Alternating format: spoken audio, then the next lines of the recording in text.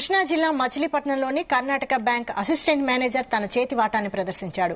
1,60,00,000 విలువ చేసే బంగారాన్ని కాజేశాడు. దీనిపై ఆర్పేటకు బ్యాంక్ చీఫ్ మేనేజర్ రాఘవేంద్రరావు తెలిపారు. విజయవాడకు చెందిన సోమశేఖర్ గత కొన్నేళ్లుగా కర్ణాటక బ్యాంకులో అసిస్టెంట్ మేనేజర్ గా పనిచేస్తున్నాడు. ఖాతాదారులు కుదవబెట్టిన బంగారం స్థానంలో రోల్డ్ గోల్డ్ బంగారం పెట్టి అసలైన బంగారాన్ని మాయం చేశాడు. ఈ విషయం ఆడిట్లో వెలుగు చూడగా అప్రమత్తమై పోలీసులకు ఫిర్యాదు చేసినట్టు చీఫ్ మేనేజర్ రాఘవేంద్రరావు తెలిపారు.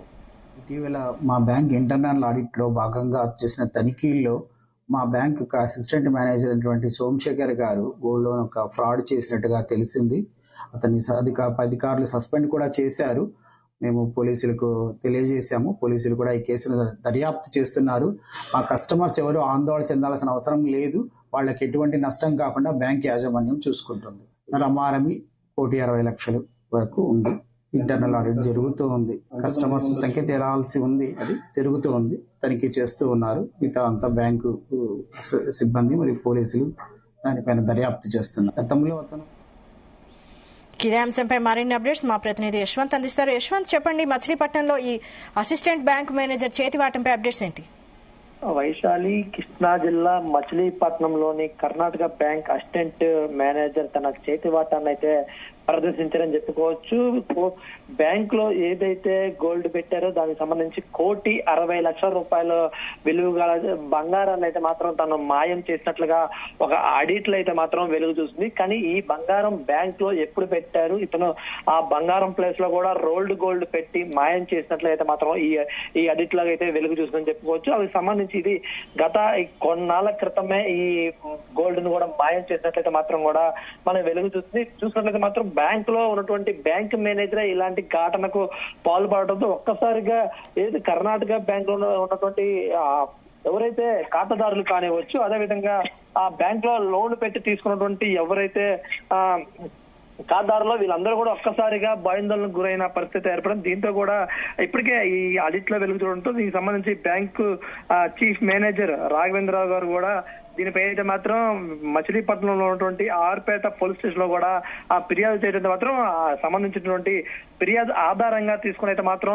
ఆర్పేట పోలీసులు కూడా ఆ కేసు నమోదు చేసి అయితే మాత్రం ఆ దర్యాప్తు చేపట్టారు. దీనికి సంబంధించి కూడా ఇప్పటికే ఈ మేనేజర్ ను కూడా పోలీసు అయితే అసిస్టెంట్ మేనేజర్ కూడా పోలీసులు అదుపులో తీసుకుని అయితే మాత్రం అసలు ఇది ఎలా జరిగింది అనేది కూడా విచారణ చేస్తున్న పరిస్థితి అయితే ఉంది. దీంట్లో కూడా చూసుకున్నైతే మాత్రం కొన్ని విజయవాడకి చెందిన సోమశేఖర్ గత కొన్నాళ్ళుగా ఇదే బ్యాంక్ లో కూడా అసిస్టెంట్ మేనేజర్ గా పనిచేస్తున్నాడు. ఏదైతే ఈ అసిస్టెంట్ బ్యాంక్ లో పనిచేస్తూ అక్కడ ఉన్నటువంటి లావాదేవీలు, అదేవిధంగా ఆ బ్యాంక్ లో జరిగే ట్రాన్సాక్షన్లు అన్నిటిని కూడా దానిపై ఒక అవగాహన ఏర్పాటు చేసుకొని ఆ సంబంధించి ఆ గోల్డ్ ఎవరైతే ఎంత మొత్తంలో పెడుతున్నారో దానికి సంబంధించి కూడా పూర్తి విచారాలను అయితే తెలుసుకొని ఆ తర్వాత కూడా దానికి సంబంధించి ఆ బంగారం ప్లేస్ లో అయితే మాత్రం రోల్డ్ గోల్డ్ ని పెట్టి కూడా ఇట్లా 1,68,00,000 కూడా అయితే మాత్రం మాయం చేసినట్లయితే మాత్రం ఇటు పోలీసుల విచారణలో కూడా అయితే వెలుగు చూసింది.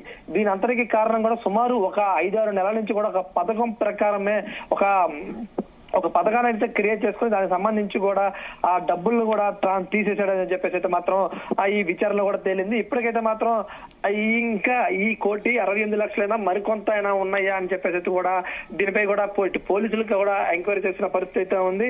ఇప్పటికి కూడా ఇంకా దీంట్లో కూడా మరికొంత కూడా బయట వెలుగులోకి రావాల్సి ఉన్నట్లయితే మాత్రం మనకి ఈ బ్యాంక్ మేనేజర్ రాఘవేంద్ర కూడా తెలుస్తున్న పరిస్థితి అయితే ఉంది.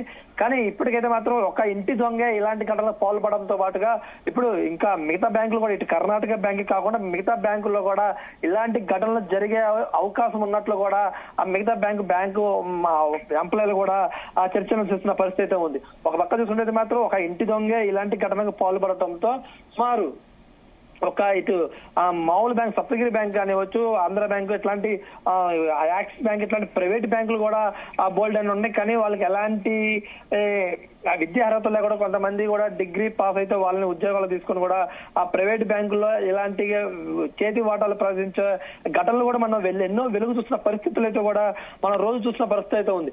అలాంటిది కూడా ఒక్కసారిగా ఇలాంటి ఘటన కూడా మచిలీపట్నం జిల్లా కేంద్రంలో వెలుగు చూడడంతో గ్రామీణ ప్రాంతాల్లో కూడా ఇలాంటి ఘటనలు ఇంకెన్నే జరగ ఉండొచ్చు అని కూడా ఇటు గ్రామీణ ప్రాంతాల్లో ఉన్నటువంటి బ్యాంకు ఖాతాదారులు కూడా భయాందోళనకు గురవుతున్న పరిస్థితి కూడా ఉందని చెప్పుకోవచ్చు మనం వైశాలి.